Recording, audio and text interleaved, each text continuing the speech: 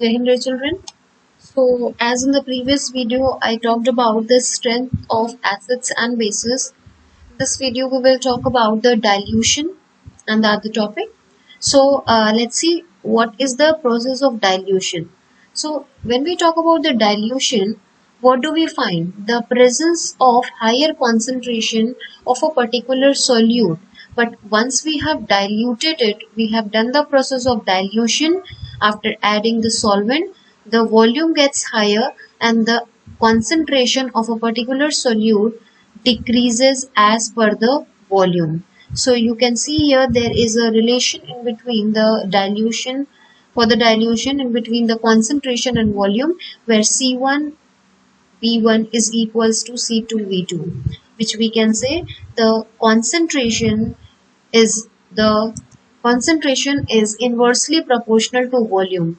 That means higher is the concentration, lower is the volume, whereas higher is the volume, lower is the concentration.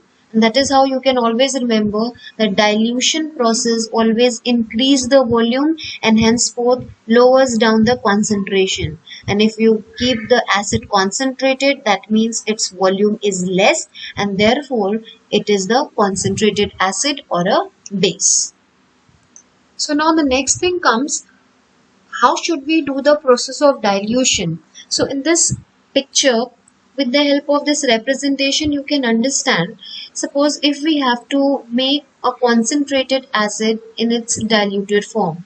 So what is the correct way of doing this process? So for the process of dilution, we should add acid in water and not the water in acid. Why is it so? Because it is a highly exothermic reaction and it may cause a severe accident. So that's why the correct way of diluting an acid or a base is to add that acid in the water, so that water being a coolant keeps on absorbing the amount of energy, heat energy, which gets liberated, and you need to keep it stirring so that the heat energy is not accumulated at a particular place. Now, next is the representation of a symbol which you all must have seen at certain places, where it is given as a warning that whenever we are using any kind of acid, it can cause severe burns, eye damage or other injury. So therefore, whenever we are dealing with them, we have to wear proper protective equipment before its handling. So these are few of the things which are related. This is another picture which is indicating as in the form of caution, always add acid to water and not water to acid, because there is a reason. If you do the reverse process, you may face an accident. So it's because it is a highly exothermic reaction which may lead to an accident even. Now this is another picture. You can see in water, when sulfuric acid, which is in the concentrated form, is being added, you can see there is some amount of heat energy which is even liberated over here, and that's why the process is to add acid to water and not water to the acid. Now here there is this topic is talking about what happens to an acid or a base in a water solution. So as we all know, the acidity or basicity of a particular substance can only be exhibited in the presence of water only, because unless and until the water is not present, the ionization process is not possible. So here it has been shown the preparation of hydrochloric gas, and there are certain steps. You can see here the first step is to take 1 gram of solid sodium chloride in a clean dry test tube and set up the apparatus as it has been shown here. Now add some concentrated sulfuric acid to the test tube. Now when you will do this thing, what will you observe? Is there a gas coming out of the delivery tube? So you have to test the gas evolved successively with dry and wet blue litmus paper, and in which case does the litmus paper change the color. So on the basis of the above activity, you will have to infer about the acidic character of dry HCl gas, and in the second case the HCl solution. So you will find we are talking about the dry HCl gas, here since there is no presence of water, you will find that there will be no change in the color of the litmus here, because the dry HCl will not ionize to form H plus and chloride ion, whereas when it is in the form of its solution, it will ionize to form hydrogen ion and the chloride ion. So the change in the litmus will be shown in the HCl solution and will not be shown in the case of the dry HCl gas. Now, this experiment suggests that the hydrogen ions in the HCl are produced in the presence of water, and that's why water is a very important part here. The separation of H plus ion from HCl molecules cannot occur in the absence of water. This is what I discussed just now. And if you will observe the next reaction here, this is what I have discussed in the previous video as well, where HCl is undergoing reaction with water, or you can say it is undergoing dilution with water, and then forming H3O plus along with chloride ion. So why is it so? Because hydrogen ions cannot exist alone, but they exist after combining with water molecules, and thus hydrogen ions must always be shown as H plus aqueous or hydronium ion, that is H3O plus. And another reason, let me recall it once again, why H plus cannot remain as like that, they cannot exist, because it is zero electron condition here. So as soon as they are produced, they are supposed to combine with water, leading to the formation of the H3O plus ion.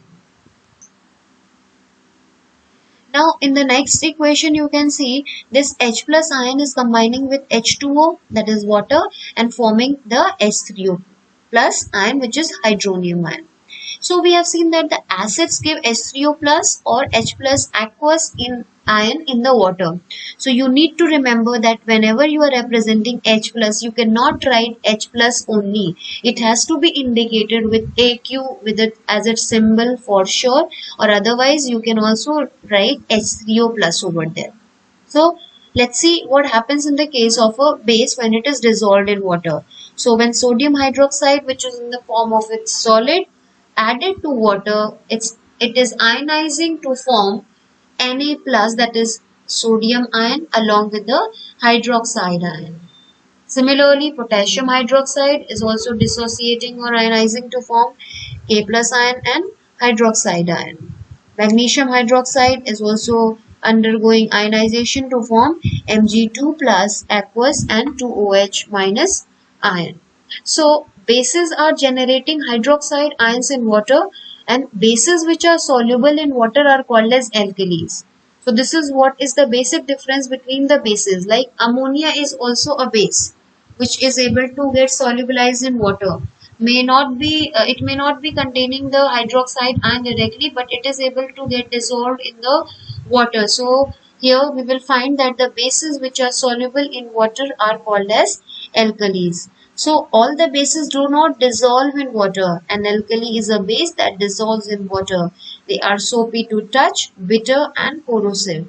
But you don't have to taste or touch them, as they may cause harm. So here there is one of the reaction which has been shown, as we have identified that all the acids generate H plus and all the bases generate OH minus. We can view the neutralization reaction. This is what have been already discussed in the previous videos. And the last reaction you can see, that is the H plus and OH minus leads to the formation of H2O. And this is the reaction mechanism, how it happens to form the salt and water here. In this paragraph, it has talked about the process of dissolving an acid or a base in water, which is a highly exothermic process. So always remember, whenever you have to dilute any of the acid or the base, you have to take that acid or the base and add it into water. Do not add water to that acid or base, because it may cause certain kind of local heating, or it may cause certain kind of harmful effects. So mixing of an acid or a base with water results in the decrease in the concentration of ions. So In the previous video I have talked about the concentration only. So you need to understand here, when concentration is decreasing, its volume is definitely increasing. So mixing of an acid or base with water results in the decrease of the concentration of the ions per unit volume, and such a process is called as dilution, and the acid or the base is said to be diluted here. So the acid or base is getting diluted, and this phenomena or process is called as dilution. Now, once we get to understand the process of dilution, now we need to understand what are the things all acids and all the bases have in common. So, for understanding this, you can see there are a few of the things which you can see which are common in acids, and that is sour or tart in taste, electrolytes in solution, react with metals to produce hydrogen gas, react with bases to produce water and a salt, change in the color of an acid or a base indicator. Many are in foods and the drinks. So acids are a part of many of our foods and the drinks what we are having. Similarly, there are few of the common characteristics of the bases as well, and that is they taste bitter, feel slippery on skin. Electrolytes are formed in the solution, and that is the only reason why they are able to conduct the electricity as well. Change the color of an acid base indicator. React with acids to produce water and a salt. And then almost none are in our food. So bases are generally not a part of our food, whereas most of the acids are. So we have seen that all the acids have similar chemical properties and the bases have the similar chemical properties, and we also know that all acids generate hydrogen gas on reacting with metals. So hydrogen seems to be the common to all the acids. So if we talk particularly about the acids, something which is common to all the acid is the hydrogen. So let's perform an activity to investigate whether all compounds containing hydrogen are acidic or not. So this is something which we can do. This is an activity which has been discussed in the NCERT, where you can see there is a solution of hydrochloric acid which is in the dilute form, and the whole circuit has been prepared. And once we complete the circuit, we find the bulb is it's burning and it is able to glow. So what does it mean here? That it is able to conduct the electricity must be because it is having the presence of free electrons here. So suppose instead of this dilute hydrochloric acid, we are going to take up the dilute sulfuric acid. Is the observation going to be changed? No, we are going to have the same observation. Now what if I repeat the same experiment with the help of glucose? Because glucose also contains hydrogen, as you all must be knowing, it is C6H12O6. You will find that in the presence of glucose solution, this bulb will not glow. Why? Because the glucose does not contain ionizable hydrogen. Until the time hydrogen does not ionize, there is no formation of free electrons, and henceforth the conduction of electricity is not possible. In the alcohol solution also the same kind of observation will be there. That means no bulb will glow here again in the case of alcohol, because the hydrogen alcohols that is containing, suppose if I talk about the ethyl alcohol, that is C2H5OH, it will not be able to ionize and hydrogen will not be ionized over there, and ultimately bulb will not glow. So even if all the substances or the compounds which contain hydrogen may not be acids, so we need to understand here the acids are those substances which contains ionizable hydrogen. This is the observation which you will find in the case of the previous activity or experiment. The bulb will start glowing in the case of acids, but you will observe that the glucose and alcohol solutions do not conduct electricity. So glowing of the bulb indicates that there is a flow of electric current through the solution, and the electric current is carried through the solutions by ions here. And since the cation present in acids is H+, this suggests that acids produce hydrogen ions in the solution. which are responsible for their acidic properties. Now, if you repeat the same activity using alkalis such as sodium hydroxide or calcium hydroxide, what do you think? What is the kind of results are you going to get? You will still find that the bulb will glow, and it is again because of the formation of ions. So the next slide will show you that the glowing of bulb indicates that there is a flow of electric current through the solution, and the electric current is carried through the solution by the ions here. Now, this is something, a kind of notes which you can note down in your notebook. The same thing what I have discussed has been all given over here, including the definitions and some of the common acids along with their formula. So here if you can see, this is how the ionization will take place and the formation of hydronium ion, which I have discussed previously as well. So you can note down certain important points what you feel like in your notes also. Here you will find the bases, whatever common things are present here. So bases also possess some general characteristic property, and they must be having something in common. So the bases when dissolved in water produce hydroxide ion in the solution, and thus this is the common characteristics of all the bases. Let's see few of the examples here. That is sodium hydroxide when dissolved in water forms sodium ion and hydroxide ion. And similarly, if you will go through all these examples here, the common thing in all these are the hydroxide ion. So a base is a substance which when dissolved in water gives you the hydroxide ions in the solution. And this is how we say the acids and the bases have certain thing, all the acids and all the bases rather have certain things in common.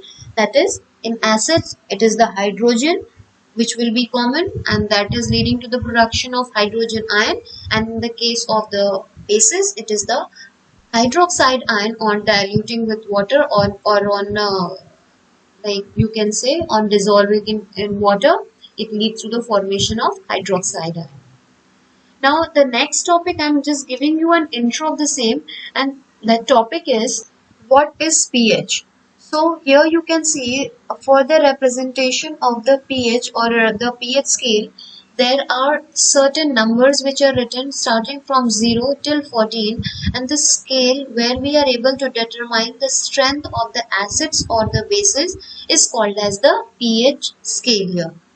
Now the pH can be defined here as the negative logarithm of the hydrogen ion concentration, and the pH may be represented mathematically using the following equation, and that is pH is equals to minus log, and this bracket symbol represents the concentration of hydrogen ion. And one more thing you need to remember and understand, the way of writing pH has to be this: small p, capital H. Here pH is actually representing the power of hydrogen or potential of hydrogen.